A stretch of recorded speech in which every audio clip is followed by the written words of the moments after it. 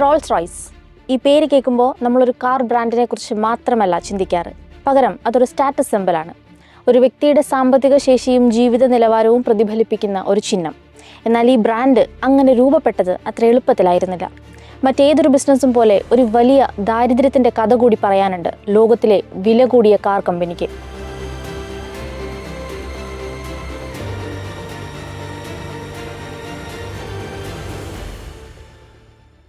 1863 March 27 ഇംഗ്ലണ്ടിലെ പീറ്റർബർഗ് എന്ന ചെറിയ സ്ഥലത്ത് ജനിച്ച ഫ്രെഡറിക് ഹെൻറി റോയ്സ് എന്നൊരു പയ്യൻ.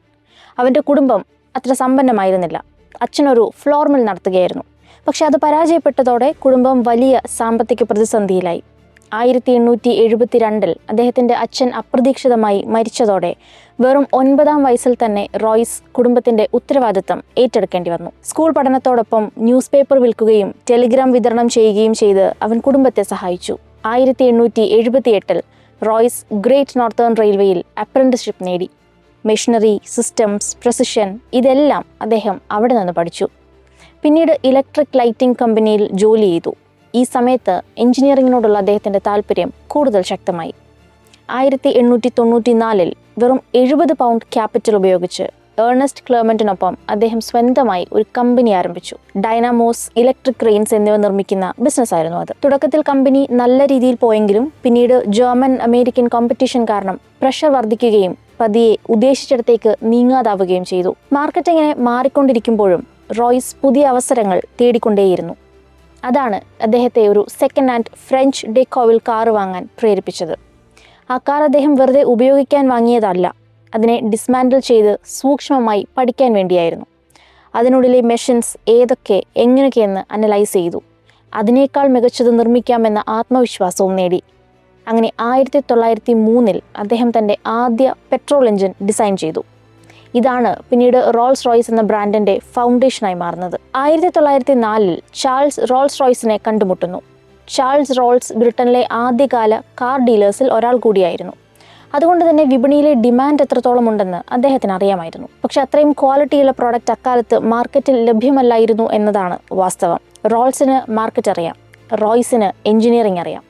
റോയ്സ് നിർമ്മിച്ച റോയ്സ് 10 എന്ന കാർ റോൾസ് ആദ്യം കണ്ടപ്പോൾ തന്നെ ഇതൊരു മാസ് പ്രൊഡക്റ്റ് അല്ല, ഒരു പ്രീമിയം കാറ്റഗറി റീഡിഫൈൻ ചെയ്യാനുള്ള മികച്ച അവസരമാണെന്നാണ് അദ്ദേഹം പറഞ്ഞത്. അങ്ങനെ റോൾസും ഹെൻറി റോയ്സും ചേർന്ന് റോൾസ് റോയ്സ് സ്ഥാപിച്ചു. 1906 കമ്പനി ഒഫീഷ്യലി ഇൻകോർപ്പറേറ്റ് ചെയ്തു. തുടക്കത്തിൽ തന്നെ അവരെടുത്ത ഏറ്റവും പ്രധാനപ്പെട്ട തീരുമാനം എന്തായിരുന്നു എന്നാൽ അവർ സാധാരണ കാറുകൾ നിർമ്മിക്കില്ല, ലോകത്തിലെ ഏറ്റവും മികച്ചത് മാത്രമേ നിർമ്മിക്കൂ എന്നതായിരുന്നു. അങ്ങനെ 1906 Rolls Royce Silver Ghost launch ചെയ്തു. ഈ മോഡലാണ് ബ്രാൻഡിൻ്റെ ഫൗണ്ടേഷൻ സോളിഡ് ആക്കിയത്.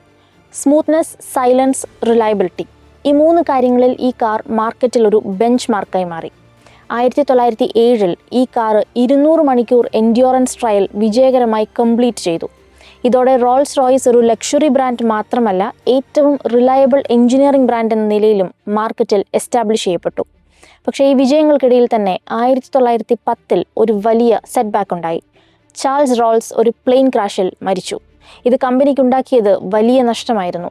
റോൾസ് മാർക്കറ്റിങ്ങും ബ്രാൻഡ് ബിൽഡിങ്ങും ഹാൻഡിൽ ചെയ്തിരുന്ന ആളായിരുന്നതുകൊണ്ട് അദ്ദേഹത്തിൻ്റെ മരണം കമ്പനിയുടെ ഫ്യൂച്ചറിനെ കാര്യമായി തന്നെ ബാധിക്കുമായിരുന്നു. പക്ഷേ ഇവിടെ ഹെൻറി റോയ്സ് മുന്നോട്ട് വന്നു. റോൾസ് ഇല്ലാതായ ശേഷം റോയ്സ് കമ്പനിയെ ക്യാരി ചെയ്തു. അദ്ദേഹവും ക്വാളിറ്റി എന്ന പ്രിൻസിപ്പിൾ ഒരിക്കലും വിട്ടിട്ടില്ല. അതുകൊണ്ടാണ് ബ്രാൻഡിൻ്റെ കോർ ഐഡൻറ്റിറ്റി എക്കാലവും നിലനിന്നു പോയത്. 1914 വേൾഡ് വാർ 1 ആരംഭിച്ചപ്പോൾ റോൾസ് റോയ്സ് ഒരു പുതിയ ചലഞ്ച് നേരിട്ടു. കമ്പനി ലക്ഷറി കാർസ് നിർമ്മിച്ചിരുന്നുവെങ്കിലും സഡൻലി എയർക്രാഫ്റ്റ് എൻജിൻസ് നിർമ്മിക്കേണ്ടിയും വന്നു. അവർക്ക് അത്ര എക്സ്പീരിയൻസ് ഇല്ലാത്തൊരു മേഖലയായിരുന്നു അത്. പക്ഷേ അവർ ഈഗിൾ എഞ്ചിൻ വികസിപ്പിച്ചു. ഇത് ഏവിയേഷൻ ഇൻഡസ്ട്രിയിൽ വലിയ ഇമ്പാക്റ്റ് ഉണ്ടാക്കുകയും ചെയ്തു. വേൾഡ് വാർ സമയത്ത് എയർക്രാഫ്റ്റ് എൻജിൻസ് നിർമ്മിക്കുന്നത് കമ്പനിയുടെ ഒരു പ്രധാന വരുമാനമായി മാറി. പിന്നീട് റോൾസ് റോയ്സ് എയറോസ്പേസ് ഡിവിഷൻ ലോകത്തിലെ ഏറ്റവും വലിയ എയർക്രാഫ്റ്റ് എൻജിൻ മാനുഫാക്ചറേഴ്സിലൊന്നായി വളർന്നു. 1925 ഫാൻറ്റം സീരീസ് ലോഞ്ച് ചെയ്തു. ഇത് റോൾസ് റോയ്സിൻ്റെ ഫ്ലാഗ്ഷിപ്പ് ഐഡൻറ്റിറ്റിയായി മാറി. പിന്നീട് ഫാൻറ്റം 2, ഫാൻറ്റം 3 മോഡൽസ് വന്നപ്പോൾ എഞ്ചിനീയറിംഗ് സ്റ്റാൻഡേർഡ്സ് വീണ്ടും ഉയർത്തി. ഫാൻറ്റം 3ൽ V12 എഞ്ചിൻ ഇൻട്രൊഡ്യൂസ് ചെയ്തു. ഇത് ആ കാലത്ത് വളരെ അഡ്വാൻസ്ഡ് ആയിട്ടൊരു മാറ്റമായിരുന്നു. റോൾസ് റോയ്സ് ഒരിക്കലും ഒരു വോളിയം ബിസിനസ് ആയിരുന്നില്ല മുന്നിൽ കണ്ടത്. അവർ മാസ് മാർക്കറ്റ് ക്യാപ്ചർ ചെയ്യാനും ശ്രമിച്ചില്ല. അവർ ഓരോ പ്രൊഡക്റ്റും പെർഫെക്ഷനോട് കൂടി ഡെലിവർ ചെയ്യാനാണ് ശ്രമിച്ചത്. കോച്ച് ബിൽഡേഴ്സായ മുള്ളിനർ, പാർക്ക് വാർഡ് എന്നിവരുമായി ചേർന്ന് ഓരോ കാറും കസ്റ്റം ബിൽറ്റായി നിർമ്മിച്ചു. ഇതാണ് റോൾസ് റോയ്സിനെ മറ്റ് ബ്രാൻഡുകളിൽ നിന്ന് വേർതിരിച്ചു നിർത്തിയ പ്രധാന ഘടകം. വേൾഡ് വാർ 2 ശേഷം മാർക്കറ്റ് മാറി. മിഡിൽ ക്ലാസ് കുറച്ചുകൂടി വളർന്നു. ലക്ഷറിയുടെ ഡെഫിനിഷൻ തന്നെ മാറി. റോൾസ് റോയ്സും ഈ മാറ്റം വേഗത്തിൽ അഡാപ്റ്റ് ചെയ്തു. അങ്ങനെ 1950കളിൽ അവർ സിൽവർ ക്ലോഡ് ലോഞ്ച് ചെയ്തു. പെർഫോമൻസും കംഫർട്ടും ബാലൻസും ചെയ്ത മോഡലായിരുന്നു അത്. പിന്നീട് 1960കളിൽ കോർണിഷ് ലോഞ്ച് ചെയ്തു. ഇത് കൺവേർട്ടബിൾ ലക്ഷറി സെഗ്മെൻറ്റ് റീഡിഫൈൻ ചെയ്തു. Air conditioning, power Windows, advanced interiors എന്നിവയും ഇൻട്രൊഡ്യൂസ് ചെയ്തു. പക്ഷേ 1971 റോൾസ് റോയ്സിൻ്റെ ചരിത്രത്തിലെ ഏറ്റവും വലിയ ക്രൈസിസ് ഉണ്ടായി. എയർക്രാഫ്റ്റ് എഞ്ചിൻ ഡെവലപ്മെൻറ്റിലുണ്ടായ വലിയ നഷ്ടങ്ങൾ കാരണം കമ്പനി ബാങ്ക്രപ്റ്റായി. ബ്രിട്ടീഷ് സർക്കാർ ഇൻ്റർവീൻ ചെയ്ത് കമ്പനി നാഷണലൈസ് ചെയ്തു. ഈ ഘട്ടത്തിൽ ഓട്ടോമോട്ടീവ് ഡിവിഷനും എയ്റോസ്പേസ് ഡിവിഷനും വേർതിരിക്കപ്പെട്ടു.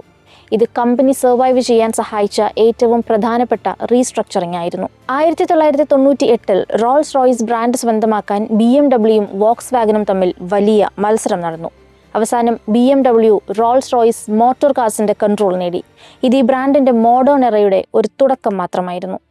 2003 BMW പുതിയ ഫാൻറ്റം 7 ലോഞ്ച് ചെയ്തു. ഇത് റോൾസ് റോയ്സിനെ വീണ്ടും അൾട്രാ ലക്ഷറി സെഗ്മെൻറ്റിൽ ശക്തമായി എസ്റ്റാബ്ലിഷ് ചെയ്യാൻ സഹായിച്ചു. ഇതൊരു പ്രോഡക്റ്റ് ലോഞ്ച് മാത്രമല്ല, ഒരു ബ്രാൻഡ് റിവൈവൽ കൂടിയായിരുന്നു. ഈ സമയത്ത് റോൾസ് റോയ്സ് ഒരു ഇമ്പോർട്ടൻറ്റ് ഡിസിഷൻ എടുത്തു. അവർ പ്രൊഡക്ഷൻ ഇൻറ്റൻഷനലി ലിമിറ്റ് ചെയ്തു. വർഷത്തിൽ ഏതാനും 1000 കാറുകൾ മാത്രം നിർമ്മിക്കുന്നു. ഓരോ കാറിൻ്റെയും വില കോടികളാണ്. ഈ സ്കെയർസിറ്റി തന്നെയാണ് ബ്രാൻഡ് വാല്യൂ മെയിൻറ്റെയിൻ ചെയ്യാൻ അവർക്കൊരു മുതൽക്കൂട്ടായത്. കള്ളിനൻ SUV ലോഞ്ച് ചെയ്തത് മറ്റൊരു വലിയ സ്ട്രാറ്റജിക് മൂവായിരുന്നു. SUV സെഗ്മെൻറ്റിലേക്ക് റോൾസ് റോയ്സ് പ്രവേശിച്ചത് ഇനിഷ്യലി റിസ്കി ആയി തോന്നിയെങ്കിലും അത് പിന്നീട് വലിയ ഒരു വിജയമായി. ആ മാറ്റം ന്യൂ ജനറേഷൻ വെൽത്തി കസ്റ്റമേഴ്സിനെ അട്രാക്റ്റ് ചെയ്യുകയും ചെയ്തു. ഇന്ന് Rolls Royce cars fully customized ആണ്. ഓരോ കസ്റ്റമറിനും അവരുടെ കാർ യുണീക്കായിരിക്കും. കളർ, ഇൻറ്റീരിയർ, മെറ്റീരിയൽസ് എല്ലാം വ്യക്തിപരമായി തീരുമാനിക്കാം. ചില കസ്റ്റമേഴ്സ് കസ്റ്റമൈസേഷനായി കാർ പ്രൈസിനേക്കാളും കൂടുതലാണ് ചെലവഴിക്കുന്നത്. അതേസമയം റോൾസ് റോയ്സ് ഹോൾഡിംഗ്സ് എയ്റോസ്പേസ് സൈഡിൽ ലോകത്തിലെ ഏറ്റവും വലിയ എയർക്രാഫ്റ്റ് എഞ്ചിൻ മാനുഫാക്ചേഴ്സിലൊന്നാണ്. ലോങ് ഹോൾ എയർക്രാഫ്റ്റ് എഞ്ചിൻസിൽ അവർ ഗ്ലോബൽ ലീഡറാണ്. അതായത് ബ്രാൻഡ് ഇപ്പോഴും ഒരു സിംഗിൾ ഇൻഡസ്ട്രിയിലല്ല ആശ്രയിക്കുന്നതെന്നർത്ഥം. റോൾസ് റോയ്സിൻ്റെ ജേർണി ഇന്ന് ആ ബ്രാൻഡ് പറയുന്നത് പോലെ പ്രൗഢിയേറിയതല്ല. ബാങ്ക്രപ്സി, ഓണർഷിപ്പ് ചേഞ്ച്, റീസ്ട്രക്ചറിങ് എല്ലാം ഉണ്ടായിരുന്നു. പക്ഷെ അപ്പോഴും അവർ ഒരു കാര്യം മാത്രം മാറ്റിയില്ല. അവർ ഒരിക്കലും ക്വാളിറ്റി കോംപ്രമൈസ് ചെയ്തിട്ടില്ല. ഇതൊരു സാധാരണ കാർ ബ്രാൻഡിൻ്റെ കഥയല്ല, ഇതൊരു പ്രിൻസിപ്പിൾ കൂടിയാണ്. മാർക്കറ്റ് ട്രെൻഡുകൾ മാറും, ഓണർഷിപ്പ് മാറും, ടെക്നോളജി മാറും. പക്ഷെ ഒരു ബ്രാൻഡിൻ്റെ കോർ വാല്യൂസ് മാറാതെ നിന്നാൽ അത് ദശാബ്ദങ്ങൾ കഴിഞ്ഞാലും അതേ പ്രൗഢിയോടെ നിലനിൽക്കും. റോൾസ് റോയ്സ് അതിൻ്റെ ഏറ്റവും വലിയ ഉദാഹരണമാണ്.